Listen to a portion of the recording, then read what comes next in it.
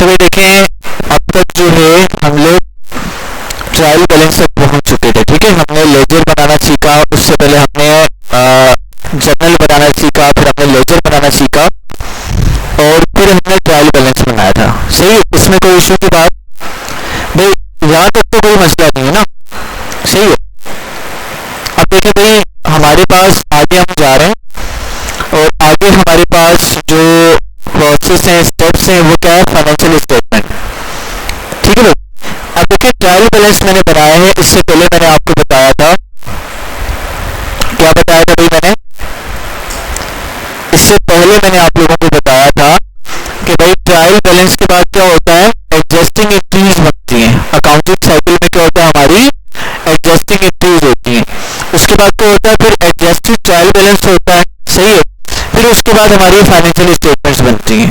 ठीक है, अब देखो कंडीशन क्या है कि हमारे पास हमने यहाँ पे ट्रायल बैलेंस बनाया। अब करना ये है कि हम लोग क्या कर रहे हैं, हम एडजस्टिंग ट्रायल बैलेंस और उसमें नहीं जा रहे, हम डायरेक्ट ट्रायल बैलेंस से फाइनेंशियल स्टेटमेंट्स क्या करेंगे, बनाएंगे। हम फर्ज करते हैं कि भाई ये जो हमारा ट्रायल बैलेंस है ना, ये हमारा एडजस्टेड ट्रायल बैलेंस है, इससे हम क्या करेंगे, आगे फाइनेंशियल स्टेटमेंट्स को क्या करेंगे, बनाएंगे। अब देखिए एडजस्टेड एंट्रीज जो होती है, थोड़ा सा मैं आपको बता देता हूँ। देखिए होता ही है कि फॉर एग्जांपल आपने कोई एसेट परचेज किया, एसेट परचेज करने के बाद हुआ क्या, जाहिर सी बात है मशीनरी आपने ली, मशीनरी साल चल रही है तो क्या होगा, उसकी कॉस्ट बढ़ेगी कम होगी, उसकी वैल्यू बढ़ेगी कम होगी, कम होगी ना। वक्त के साथ साथ मशीन में खराबी आती है, उसमें उसके पुर्जे कमजोर आना स्टार्ट हो जाते हैं, उसको हम कहते हैं मशीन की डेप्रिसिएशन। क्या कहते हैं, कदर में कमी आने को क्या कहते हैं, डेप्रिसिएशन कहते हैं। तो इसी तरह से हमारे पास एंड में हम क्या करते हैं, जो एडजस्टेड एंट्रीज होती है उसमें ये चीज ऐड करते हैं कि भाई हमारी इस एसेट की डेप्रिसिएशन कॉस्ट है, ये इसकी डेप्रिसिएशन है। ठीक है, फिर मुख्तलिफ एंट्रीज और ऐड करते हैं, सेल टैक्स ऐड करते हैं, सारी चीजें ऐड करते हैं। ऐड करने के बाद दोबारा से हमारा क्या बनता है, एडजस्टेड ट्रायल बैलेंस बनता है। सही है, उसके बाद हमारे पास फाइनेंशियल स्टेटमेंट्स बनती हैं। अब फाइनेंशियल स्टेटमेंट्स में भी सबसे पहले हमारी जो स्टेटमेंट बनती है वो बनती है हमारी इनकम स्टेटमेंट। क्या बनती है, इनकम स्टेटमेंट। मैं देखिए कल हमने बैलेंस शीट की प्रैक्टिस की और मैंने आपको इसलिए पहले बता दिया क्योंकि हमने अकाउंटिंग इक्वेशन को पढ़ा। सही है, तो अकाउंटिंग इक्वेशन के सेंस में बैलेंस शीट को पढ़ना क्या था, ज्यादा आसान था। लेकिन स्टेप क्या कहता है, प्रोसेस क्या है, सबसे पहले क्या बनेगा, इनकम स्टेटमेंट बनेगी, फिर क्या बनेगा, स्टेटमेंट ऑफ ऑनर इक्विटी बनेगा, फिर क्या बनेगा, फिर हमारी बैलेंस शीट बनेगी। समझ आ रही है, ये स्टेप याद रखिएगा। तो आज हम क्या करेंगे भाई, फाइनेंशियल स्टेटमेंट की तरफ जाएंगे और पहले हम क्या बनाएंगे, इनकम स्टेटमेंट बनाएंगे। क्या बनाएंगे, इनकम स्टेटमेंट। अच्छा देखिए अब तक जो हमने पहले सवाल सोल्व किया था ना, सवाल जो हमने सोल्व किया था उससे भी आप क्या कर सकते हो, इनकम स्टेटमेंट बना सकते हो, अपना ओनर्स इक्विटी स्टेटमेंट बना सकते हो और अपना बैलेंस शीट बना सकते हो। ठीक है, आप बनाएंगे, लेकिन अभी मैंने एक सवाल निकाला है, उस सवाल के अकॉर्डिंग हम चलेंगे। ठीक है, उस सवाल का सबसे पहले हम क्या बनाएंगे, ट्रायल बैलेंस बनाएंगे। ट्रायल बैलेंस बनाने के बाद चेक करेंगे क्या भाई ट्रायल बैलेंस ठीक बना है कि नहीं बना। उसके बाद कहाँ जाएंगे, इनकम स्टेटमेंट पे, फिर कहाँ जाएंगे, स्टेटमेंट ऑफ ऑनर इक्विटी पे, फिर कहाँ जाएंगे, बैलेंस शीट पे जाएंगे। समझ में आ गई बात। अच्छा अब देखें, अब हमारे पास सवाल में निकाल लेता हूं, ट्रायल बैलेंस में चलते हैं और यहां से लेट्स से मैं इसको यहां से हटा ही देता हूं।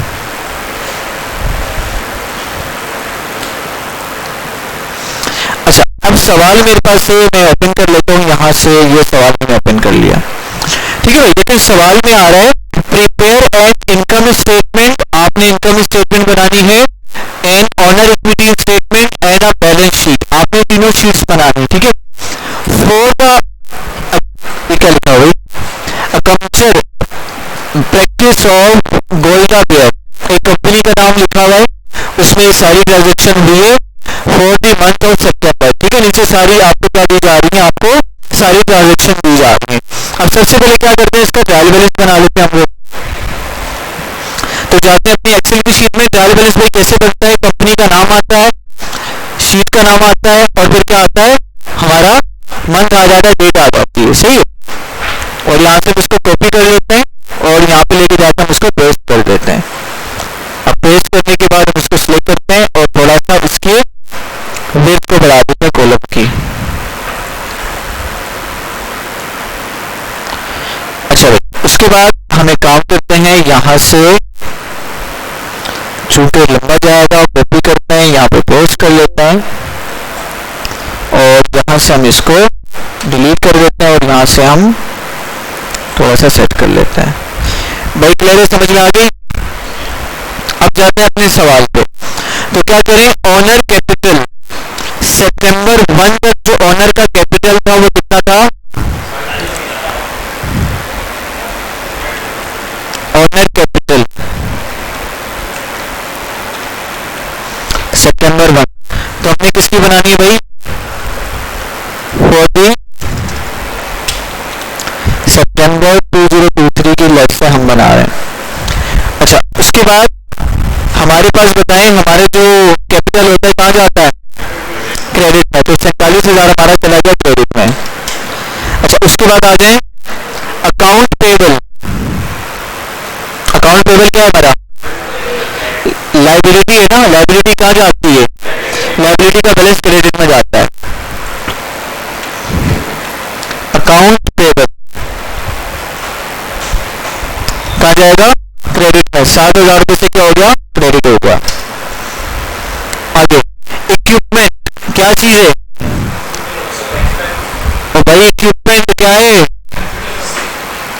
मेरे इक्विपमेंट भाई टूल्स ऐसे थे ना मेरे, तो क्या लिखेंगे इक्विपमेंट।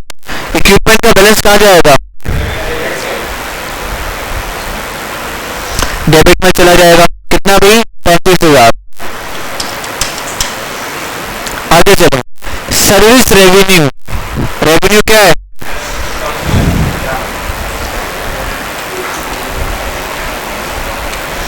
इनकम। इनकम का बैलेंस कहाँ जाता है, क्रेडिट में। तो क्या कितना आ गया, 28,000। अच्छा, उसके बाद आ रहे हैं ऑनर ड्रॉइंग। कितना है, ऑनर ने पैसा निकाला है, कैपिटल कम हो गया, कहाँ जाएगा, डेबिट में। ऑनर ड्रॉइंग, ऑनर ड्रॉइंग, ठीक है। कितना निकाला उसने, 6,000 रुपये, डेबिट हो गया। आगे उसके बाद सप्लाईज एक्सपेंस कहाँ जाएगा,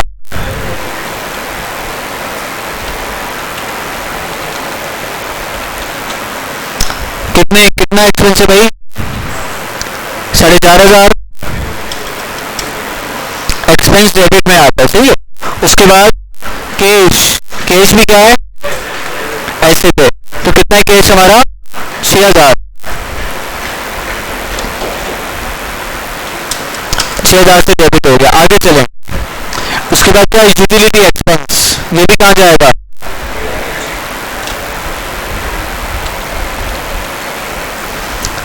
तो कितने से हो गया, 700 रुपये से ये भी डेबिट हो गया।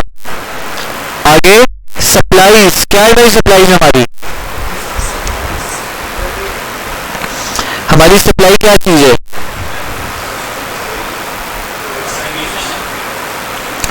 देखो एक होता है सप्लाई एक्सपेंस, एक होती है सप्लाई।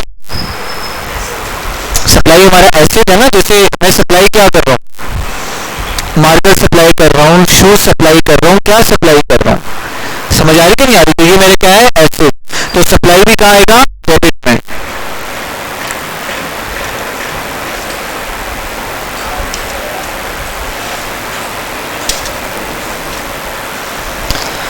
भाई सप्लाईज है कितनी हमारे पास, 4,800।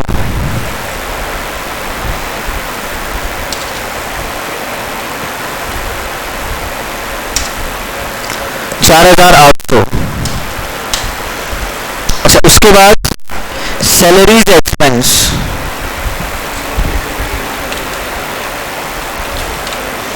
कितना है भाई, 9,000 से ये भी डेबिट हो गया। उसके बाद अकाउंट रिसीवेबल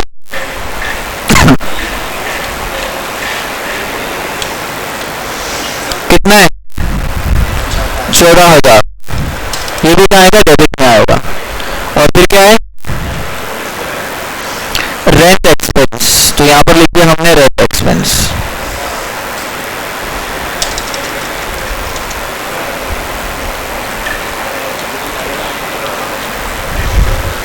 कितना भाई रेंट एक्सपेंस हमारा 2,000। अब क्या करेंगे टोटल कर देंगे, लिख दिया टोटल इक्वल SOM सम इंटर, यहां पर लिखा इक्वल SOM सम, सही आगे इक्वल, इसका मतलब हमने ट्रायल बैलेंस क्या कर दिया ठीक बना दिया।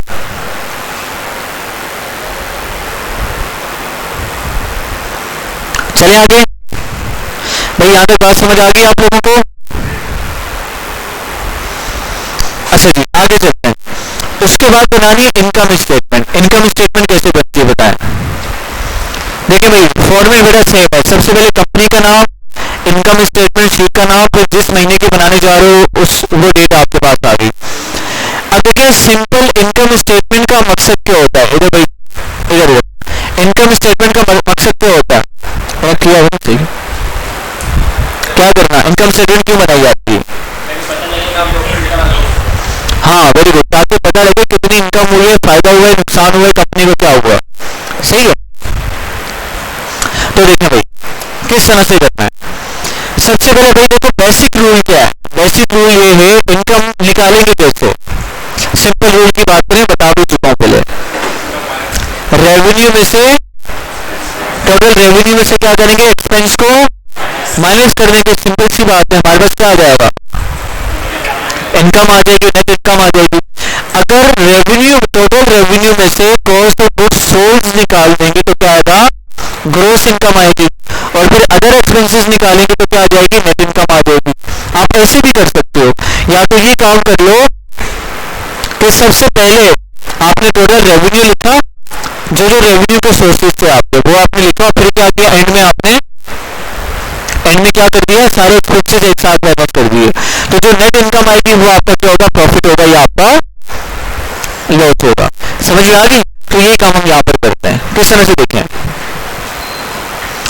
अब रेवेन्यू हम लिखते हैं भाई, रेवेन्यू हमारे पास क्या क्या था, यहाँ पे रेवेन्यू की हेडिंग मैंने लगा दी, ठीक है भाई। तो रेवेन्यू में क्या क्या मेरे पास आ रहा है, यहाँ पे रेवेन्यू को बोल्ड कर देता हूं मैं,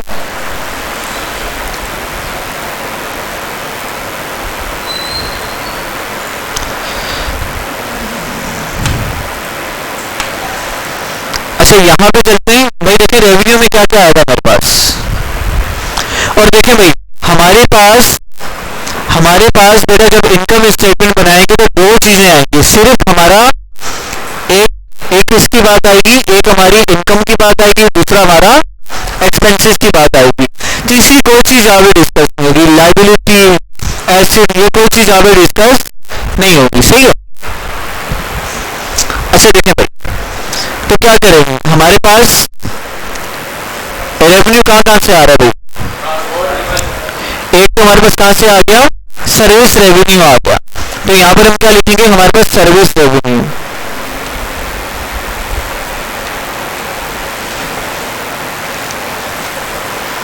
सर्विस रेवेन्यू लिख लें, सर्विस इनकम लिख लें, जो भी आप लिखना चाहें, ठीक है। अच्छा और बताएं भाई, और क्या क्या हमारे पास, नहीं अकाउंट रिसीवेबल क्या है, हमारी इनकम तो नहीं है ना वो, ठीक है। और बताएं देखें जरा,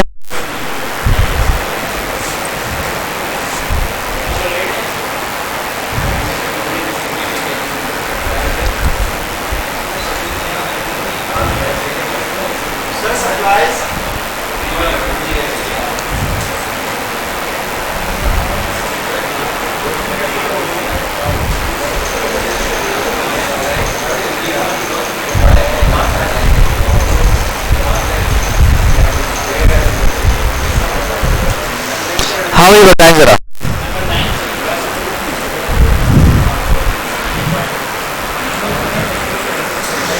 देखिए भाई सप्लाईज सुने भाई, सप्लाईज जो फर्स्ट करें हमारा स्टॉक है ना, हमारा एसेट है, वो भी सप्लाईज गई तो नहीं है ना हमारी, वहां से इनकम जनरेट तो नहीं है हमारी। इनकम जब चीज बिक जाएगी तब आएगी ना, या तो किसी सर्विस से आएगी, कोई चीज बेचेगी तब आएगी। समझ आ रही कि नहीं आ रही? वो हमारी इनकम में भी शुमार नहीं है, वो हमारा एसेट है, हमारी इनकम नहीं है। समझ आ रही कि नहीं आ रही? हाँ उसको बेचेंगे, सेल करेंगे, फिर क्या बनेगा हमारे पास? वो हमारी इनकम होगी जब पैसा हमारे पास आएगा। समझ आ गई बात? अच्छा इसको ऐसे भी आप समझ लें कि भाई हमारे पास अक्सर ये होता है कि हमने क्या ले लिया, किसी से एडवांस पैसे ले लिया, एडवांस पेमेंट दे दी, लेकिन हमने उसको सर्विस प्रोवाइड नहीं की अभी तक, हमने चीजें बेची नहीं उसको अभी तक, तो क्या है वो हमारा इनकम अभी कंसिडर नहीं होगी। हालांकि पैसा हमारे पास आ चुका है, लेकिन अभी तक हमारी वो इनकम कंसिडर नहीं होगी। इनकम कब होगी? जब हम उसको या तो चीजें दे देंगे या तो सर्विस देंगे। समझ आ रही है? तो यहाँ पे हम क्या लिखेंगे भाई, हमारी सर्विस रेवेन्यू कितना था? 28,000 था, यहाँ पे लिखिए 28,000। ठीक है भाई, फिर यहाँ पे हम लिखते हैं हमारे एक्सपेंसेस, इसको हम कर लेते हैं नो फुल, यहाँ पे मैंने हेडिंग लगा दी एक्सपेंसेस। और भी रेवेन्यूज होते, इनकम होती तो यहाँ पे मैं लिख देता। सही है, अब एक्सपेंसेस क्या क्या वो लिख लेते हैं। तो सबसे पहले क्या हमारा सप्लाई एक्सपेंस, तो यहाँ पे लिखिए हमने, इसको बोल्ड कर देते हैं, सप्लाई एक्सपेंस कॉपी किया, यहाँ पर लाके हमने पेस्ट कर दिया। उसके बाद क्या हमारा यूटिलिटी एक्सपेंस कॉपी किया, यहाँ पर लाके हमने पेस्ट कर दिया। फिर क्या हमारे पास सैलरीज एक्सपेंस कॉपी किया, यहाँ पर लाकर हमने पेस्ट कर दिया। फिर उसके बाद क्या है रेंट एक्सपेंस कॉपी किया, यहाँ पे लाके हमने पेस्ट कर दिया। सही है, अब क्या करना है हमने, अब हमने रेवेन्यू में से हमने एक्सपेंस को निकालना है। ठीक है, तो यहाँ पे हम लिखते हैं नेट इनकम, और तो कोई हमारे पास नहीं है ना। ठीक है, नेट इनकम हमने लिख दिया। अब नेट इनकम लिखा, कैसे निकालेंगे? हमने रेवेन्यू में से हमने माइनस करना है किसको? हमारे एक्सपेंसेस को, this plus this plus this plus this. ठीक है, ब्रैकेट क्लोज और हमने एंटर कर दिया। तो नेट इनकम कितनी आ गई हमारे पास? 11,800। सही है, तो इसको हम बोल्ड कर लेते हैं और इसको हम थोड़ा सा हाईलाइट कर लेते हैं कलर से नीचे। भाई समझ में आ गई? ये जो हमारे पास आई है सारे टोटल रेवेन्यू में से सारे एक्सपेंसेस निकालने के बाद ये जो वैल्यू आई है हमारी क्या कहलाएगी? नेट इनकम कहलाएगी। अगर तो पॉजिटिव वैल्यू, इसका मतलब क्या है? प्रॉफिट हुआ, नेगेटिव होती तो लॉस होगा। भाई समझ में आ गई? बिल्कुल आसान सी शीट थी, कुछ भी नहीं किया। रेवेन्यू में से हमने क्या निकाल दिया? हमने एक्सपेंस को निकाल दिया। सही है। अच्छा उसके बाद आगे चलते हैं, अब स्टेटमेंट ऑफ ऑनर इक्विटी बनाते हैं। अगेन इसी तरह से होगी। किस तरह से भाई? सबसे पहले आपके पास कंपनी का नाम आ गया, फिर स्टेटमेंट ऑफ ऑनर इक्विटी आ गया, फिर हमारे पास क्या आ गया? मंथ आ गया। सही है, अब सबसे पहले हमने क्या लिखना है? सबसे पहले हमने लिखना है कैपिटल बिफोर एडजस्टमेंट। एडजस्टमेंट करने से पहले हमारा कैपिटल क्या था? मतलब कि फॉर एग्जांपल कि भाई अभी तक हमने इनकम ऐड नहीं की क्या हुआ? अभी तक हमने इनकम ऐड नहीं की। इनकम ऐड करने से पहले का हमारा कैपिटल क्या था? बंदे ने कितना पैसा डाला था? सही है, तो यहाँ पर हम लिखते हैं कैपिटल बिफोर एडजस्टमेंट कितना था भाई? देखिए यहाँ पर लिखा हुआ आ रहा है ट्रायल बैलेंस में 47,000 था, तो यहाँ पे क्या लिखेंगे हम? 47,000। ठीक है भाई, उसके बाद देखिए नेट इनकम कितनी निकली थी हमारी? इनकम स्टेटमेंट से देखेंगे 11,800। ठीक है, उसके बाद विड्रॉल्स, ओनर्स ने कितना पैसा निकाला? कितना पैसा निकाला लिख देते हैं भाई। विड्रॉल्स कितने? ऑनर ड्रॉइंग 6,000 रुपए की ड्रॉइंग्स हैं, तो यहाँ पर क्या लिखेंगे हम? भाई समझ आ गई? अब करना क्या भाई? हमने कैपिटल फोर एडजस्टमेंट के अंदर इनकम को ऐड करना है और फिर ड्राइंग्स को क्या कर देना, माइनस कर देना है। क्यों ऐसा, क्यों भाई? देखें, जो इनकम होती है, प्रॉफिट होता है, ऑनर के हिस्से में जाता है ना, तो वो ऑनर का क्या बन जाएगा, हिस्सा, यानी कि कैपिटल बन जाएगा। और ऑनर जो पैसा निकालेगा बिजनेस से वो माइनस तो होगा ना, माइनस तो करना पड़ेगा ना, इसलिए ये काम यहाँ पे करेंगे। तो क्या करेंगे हम कहेंगे भाई ये काम करते हैं, इक्वल कैपिटल फॉर एडजस्टमेंट को ऐड करना है नेट इनकम में और फिर माइनस कर देना है किसके साथ, और फिर हमने माइनस कर देना है, चलो इसको हम दोबारा से करते हैं, इक्वल ब्रैकेट क्लोज किया, this plus this bracket close minus with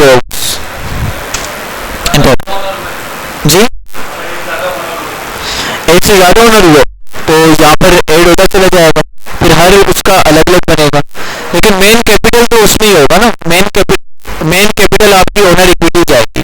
फिर एंड में आप सारा ये बना दोगे, उसके बाद जिस बंदे का जितना शेयर बन रहा है परसेंट के लिहाज से डिवाइड कर दोगे आप, मेन बिजनेस के लिहाज से आपकी यही चीज बनेगी, सही है। फिर नीचे परसेंटेज डिफाइन कर दोगे, भाई इसके हिस्से में इतना आ रहा है, इसके हिस्से में इतना आ रहा है, इसके हिस्से में इतना परसेंट आ रहा है। सही समझा रही कि नहीं आ रही? अच्छा भाई देखें, फिर हमने लिख दिया कि भाई जो कैपिटल था बच्चे का, ये इतना कैपिटल है। भाई बात समझा रही? देखें, अगर हम शुरू से बैलेंस शीट बनाएंगे तो क्या मसला आएगा, उस बंदे का प्रॉपर कैपिटल ऐड नहीं होगा हमारी शीट में, कैपिटल कम ऐड होगा उसका, और जब कैपिटल कम ऐड होगा तो हमारी बैलेंस शीट बराबर नहीं होगी। समझ आ रही बात? अच्छा आगे चलते हैं, अब हम कहाँ जाना है, हमने बैलेंस शीट की तरफ जाना। भाई ये समझ आ गई बात? अब ये ऑनर का कैपिटल इतना आ गया हमारे पास, अब बैलेंस शीट में जाते हैं। अब बैलेंस शीट में क्या लिखेंगे हम, बैलेंस शीट में ये इक्वेशन याद करना है, एसेट बराबर होता है लायबिलिटी प्लस कैपिटल पे, सही है। तो हमारे पास लेफ्ट हैंड साइड पे के एसेट आ जाएंगे और राइट हैंड साइड पे लायबिलिटी और क्या आ जाएगी, हमारी इक्विटी यानी कि कैपिटल आ जाएगा। तो सबसे पहले हम लिखते हैं कैश कितना भाई 6000 है, तो यहाँ पर आपने क्या लिख दिया, कैश की अमाउंट लिख दी 6000 रुपये। आगे चलें, बैंक का जिक्र आ रहा है, बैंक का जिक्र नहीं आ रहा, तो बैंक को यहाँ से आप हटा दें। फिर क्या है हमारे पास भाई, एसेट में और क्या आता है, इक्विपमेंट हमारे किस में आएगा, एसेट में आएगा, तो यहाँ पर क्या लिख देंगे, बैंक की जगह इक्विपमेंट, ठीक है। तो इक्विपमेंट कितने हमारे 35,000 के, तो आपने लिख दिया 35,000। फिर आगे चलते हैं, उसके बाद क्या हमारी ऑनर ड्रॉइंग नहीं है, सप्लाई एक्सपेंस नहीं है, और कैश हमने लिख दिया, सप्लाईज हमारी आ गई, तो यहाँ पर हमने लिख दिया सप्लाईज।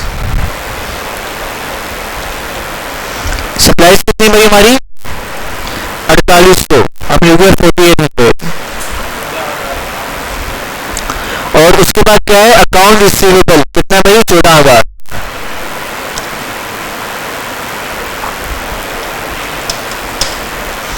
अच्छा एक और बात देखें भाई, यहाँ पे हमें एक्सपेंस ऐड करने की जरूरत नहीं है, क्योंकि एक्सपेंस को हम पहले ही माइनस करके आ चुके हैं। कहाँ पर, कहाँ माइनस किया हमने, ऑनर इक्विटी में माइनस किया है, सॉरी ऑनर इक्विटी कह रहा हूँ, कहाँ माइनस किया, इनकम स्टेटमेंट में माइनस किया। समझा रही है? तो बैलेंस शीट में एक्सपेंसेस को यहाँ पर लगाने की जरूरत नहीं है, सिर्फ लेफ्ट हैंड साइड पे क्या आएंगे, एसेट आएंगे, राइट हैंड साइड पे क्या आएंगे, लायबिलिटी और कैपिटल। तो मुझे बताएं लायबिलिटी क्या होती है, अकाउंट पेबल ना हमारे, अकाउंट पेबल कितने हमारे, अकाउंट पेबल देखिए लिखा हुआ है यहाँ पर 7,000 के अकाउंट पेबल है, तो यहाँ पर लिख दिया 7,000 के हमारे क्या आ गए, अकाउंट पेबल आ गया। और हमारा कैपिटल कितना है,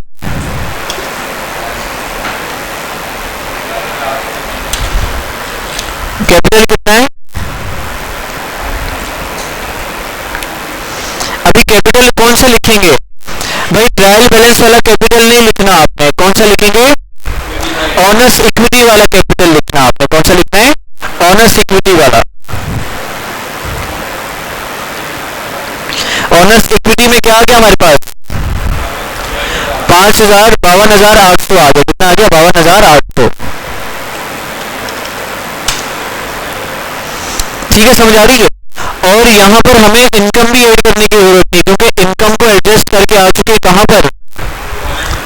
ऑनर इक्विटी स्टेटमेंट में हम एडजस्ट करके आ चुके हैं। भाई समझ में आ गई?